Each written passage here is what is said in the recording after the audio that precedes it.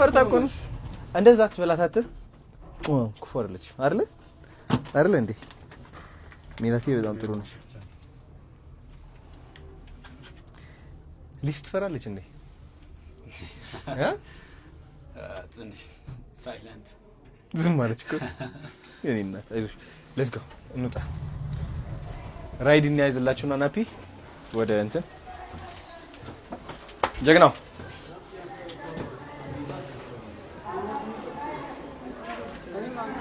ሃያ ለኬ የወላይታ ነው ይሄ ሃያ ለ ታወራለህ እንዴ ወላይትኛ ታወራለህ ወላይትኛ ማርያምን ራይድ እዛች ያለች ራይድ ይበቃቸዋል